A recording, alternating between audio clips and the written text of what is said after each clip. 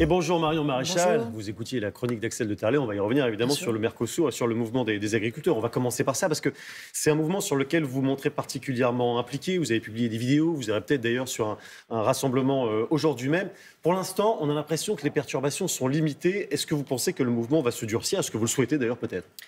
Alors oui, je le pense et oui, je le souhaite, puisque malheureusement, c'est la seule façon pour nos agriculteurs de se faire entendre. On l'a bien vu, une population qui est en extrême détresse économique. Je rappelle que ces pays du Mercosur sont la zone la plus compétitive du monde sur des produits agricoles qui sont particulièrement sensibles en Europe, notamment le bœuf, la volaille et le sucre, et que ceci vient en cumul d'autres difficultés, d'une concurrence qui est déjà très largement déloyale par ailleurs avec d'autres pays, une surréglementation, une surtransposition européenne, des coûts de production élevés, des normes environnementales de plus en plus dures qui menacent également notre compétitivité. Donc c'est vrai qu'il en va tout simplement d'une question de survie.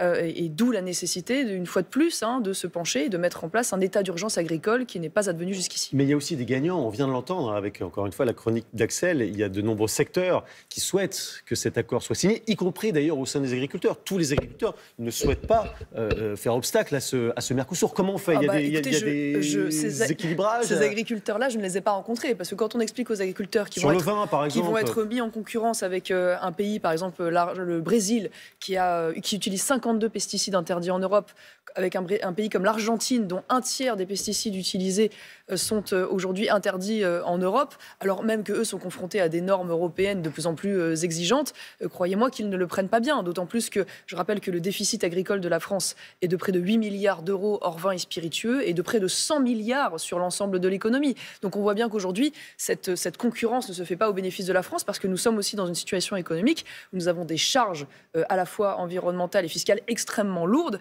qui font que de manière générale, nous sommes perdants dans ce genre de choses. Maintenant, ce de quoi je m'étonne, c'est qu'on a un président de la République qui n'a de cesse de dire depuis 2019 qu'il s'oppose à ce traité, après d'ailleurs y avoir été favorable. Il l'a redit hier soir. Alors très bien, mais alors que fait-il pour obtenir des résultats au-delà des paroles? On sait aujourd'hui, par exemple, qu'il y a la Pologne, les Pays-Bas et l'Autriche qui ne sont pas particulièrement enthousiastes à l'idée de ce traité. Que ne va-t-il à la rencontre de ces gouvernements pour tenter d'organiser cette fameuse minorité de blocage? Mais comment vous l'expliquez? Qui permettrait de rendre effectif le veto de la France? C'est parce que la France ne pèse plus, tout simplement? La voix de la France n'est plus entendue? Parce que je pense, une fois de plus, que d'ailleurs Emmanuel Macron est dans une forme de duplicité, que par ailleurs, c'est vrai, aujourd'hui l'influence de la France, de son fait d'ailleurs, est très affaiblie, que la récente nomination de Stéphane Séjourné comme commissaire français ne va pas contribuer à renforcer la voix de la France, puisqu'il s'agit là du dernier caprice en réalité du président de la République avec un homme qui n'a aucune compétence pour porter le portefeuille industriel, et que la situation de la France économiquement est dramatique. Et donc la voix de la France est très peu crédible au niveau européen, mais ça ne veut pas dire qu'il faut abandonner. Et une fois de plus, là, il y aurait moyen de constituer une minorité de blocage si nous en avions la volonté. Sur les actions et le niveau de blocage, le ministre de l'Intérieur s'est exprimé hier, Bruno Retailleau. Il a dit qu'il enverrait la force publique en cas de blocage durable. Est-ce que vous le comprenez? Est-ce que vous dites effectivement qu'il faut rester mesuré dans les actions? Écoutez, moi j'aimerais qu'il commence par s'intéresser au blocage des dealers aujourd'hui dans nos banlieues.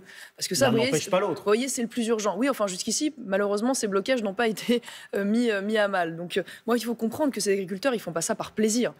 Ils font ça pour des raisons de survie, une fois de plus. Et que malheureusement, personne ne dit ça, bien sûr, mais il y a une mesure dans les actions. Voilà, c'est ça qui dit le ministre. À un moment donné, oui, enfin, vous savez que les agriculteurs sont des gens qui se lèvent tôt le matin, qui payent leurs impôts, qui travaillent et qui respectent la loi en général. On n'est pas face à des gens qui sont dans un jusqu'au-boutisme. Ils demandent juste à être entendus. Vous savez, l'année dernière, il y a eu l'une des plus grandes crises de mobilisation agricole de notre histoire. On a annoncé beaucoup de mesures. Et aujourd'hui, nos agriculteurs disent que le compte n'y est pas. Qu'à peine un tiers des mesures qui ont été annoncées ont été mises en place. On a quelques réponses ponctuelles, un seul contrôle par an, enfin très bien. Mais sur les questions structurelles, ça veut dire la surtransposition du droit européen, l'excès de normes, la fiscalité sur la transmission. Sur tous ces sujets, il n'y a eu aucune réponse politique majeure qui a été apportée. Alors, il y a une autre actualité importante ce matin qui vient des États-Unis et qui concerne l'Ukraine. Les Américains autorisent les Ukrainiens à frapper en Russie dans la profondeur avec les missiles que les Américains leur livrent, notamment les Atacms. Est-ce qu'il fallait le faire? Est-ce que vous dites que c'est une bonne décision américaine ou bien est-ce que ça vous inquiète? Non, en ce qui concerne la France, nous sommes toujours opposés à ce qu'il puisse y avoir des frappes sur le sol russe. tout simplement parce que c'est un risque d'escalade majeur vers la Troisième Guerre mondiale et qu'on s'étonne d'une décision aussi grave prise par l'administration Biden, en pleine transition d'ailleurs politique vers l'administration Trump. Une sorte de fuite en avant au moment même d'ailleurs où Zelensky lui-même explique qu'il ouvre la voie à des négociations et à une sortie diplomatique dès 2025. Oui, mais on ne peut négocier qu'en position de force. C'est ça aussi que dit Zelensky. Il faut regagner du terrain pour pouvoir négocier. La grande difficulté au niveau européen, et que nous avons toujours tenté d'ailleurs de maintenir sur la ligne que nous avons défendue, c'était de dire comment nous pouvons aider au maximum l'Ukraine, ce que l'Europe a quand même très largement fait, sans basculer finalement dans une co-belligérance qui pourrait mondialiser le conflit. Le problème, c'est que nous sommes sur le fil. Il faut bien voir aujourd'hui qu'il y a l'arrivée de soldats nord-coréens, je ne vous l'apprends pas. Donc cette mondialisation, elle est en train d'advenir.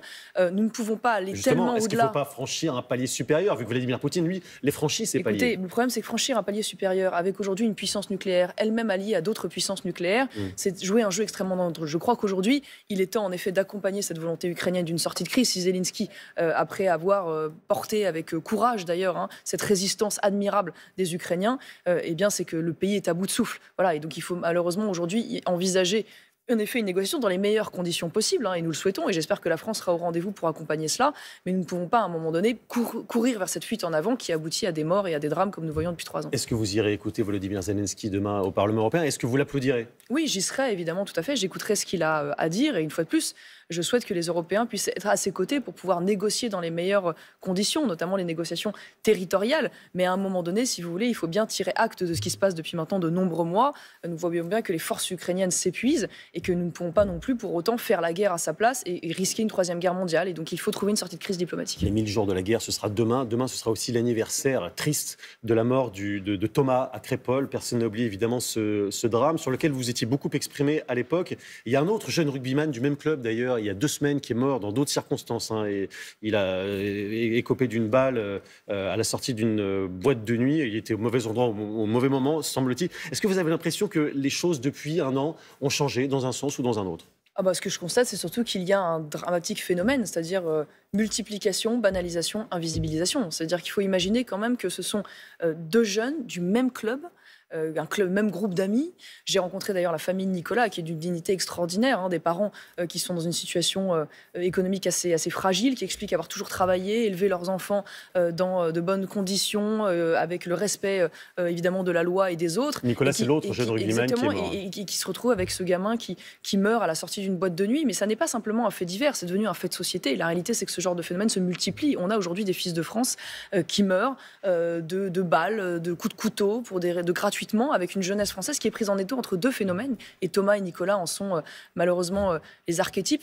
D'une part, un racisme anti-blanc décomplexé d'une partie d'une jeunesse racaille, bien souvent d'origine immigrée, et qui s'en prend violemment et gratuitement à cette jeunesse de France. Et de l'autre, en effet, le trafic de drogue, dont est victime indirectement Nicolas, et qui gangrène de manière massive le territoire français. Est-ce que vous faites confiance à Bruno Retailleau, dont on imagine que vous êtes relativement proche sur le plan des idées, pour régler le problème ou pas? Le problème, c'est que c'est une question de confiance globale au gouvernement. Au-delà de Bruno Retailleau, il s'agit de savoir s'il a les moyens d'agir. Or, en ce qui concerne ces 2 sujets, elle touche non seulement à la question de la politique migratoire, et elle touche aussi à la question de la politique pénale et de la justice. Il y a une loi immigration prévue en début d'année prochaine. Et donc, est-ce que je fais confiance notamment à M. Migaud, ministre de la Justice, qui vient du Parti Socialiste, pour répondre à cela, alors que lui-même s'était opposé au plein plancher et avait fait l'apologie du bilan de Christiane Taubira? Je n'en suis pas certaine.